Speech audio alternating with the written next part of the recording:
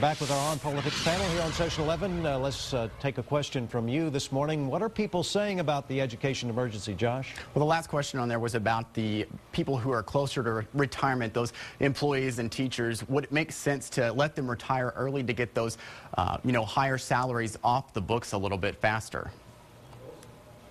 I think that is something that should definitely be looked at. We do have a lot of experienced teachers.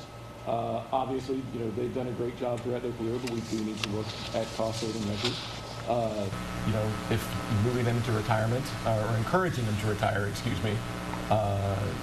will take money off the books, that is definitely something that should be examined. Robinson? It doesn't make a whole lot of sense to force your best teachers, your most experienced teachers, into retirement.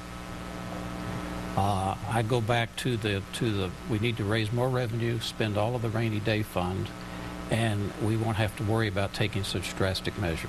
Mr. Hammond. Well, what we need to do is to create more flexibility for administrators to keep the best teachers.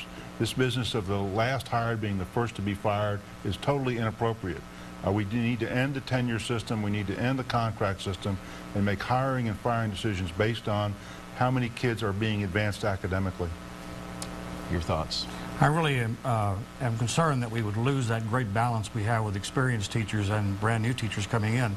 You need to have those kind of mentorships available, although we are offering an incentive for any retirees at this point in time, and that is a turnover problem and a turnover solution in many cases, because you've got higher cost with the retiring teacher. But we've got to be careful that that's not really looked at as a solution. It may be one of the factors, but I think right now we need to look at that balanced approach. We need to have the idea of having more flexibility, and we also have to look at where can we get more revenue at this point in time. About 20 seconds each for this response. What are we going to be looking at the end of the session? How are things going to wrap up, you think, on education issues? I think we've got a story to be continued in many ways. I think there will be some relief in terms of what the initial costs were, or the initial cuts were going to be. We see that at this point we've got a number of other issues to be dealt with. We've got a short-term issue, then that long-term issue of where does that structural deficit get solved. I think that's probably going to take another session. Yeah. I think at the end of the day we'll be funding at the same level we're funding currently, so the cuts that are being discussed will not happen.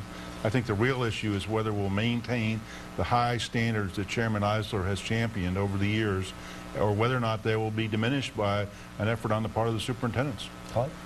I'm not sure. I hope that we do not reduce educational quality and that the legislature spends enough money to pay for the high standards that Chairman Eisler champions. I think at the end of this session you'll see a shakeup probably in the status quo in terms of how money is spent, how much ends up getting funded, and I think that can probably end up being a beneficial thing for education in Texas. I think there is room for efficiency and improvement. I think we can do that with this session. Let's hope things work out for the best. Thank you all for coming in this morning. The results of this week's On Politics poll are in now. We asked the question, do you think Texas lawmakers should dip into the rainy day fund to pay for education? And 63% of you said yes. If you missed any of our discussion this morning, the video will be online later today. Just go to KXAN.com, and while you're there, click on the On Politics tab at the top. You'll go straight to our special political site where you can check out our latest coverage, previously broadcast Session 11 programs, blogs, and interact with us before next week's program. Finally, this morning, during the past week, Governor Rick Perry took a long-planned 5-day business trip to California.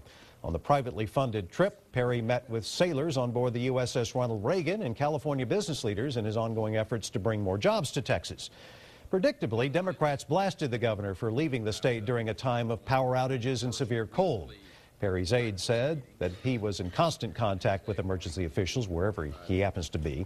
Travel by any politician can always draw fire. Every December, Republicans complain about President Barack Obama's 2-week-long vacations to Hawaii.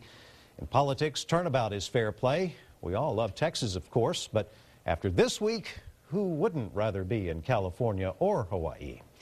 Join David Scott for our next newscast here on KXAN coming up today at 5 o'clock. And thank you for joining us here on Session 11.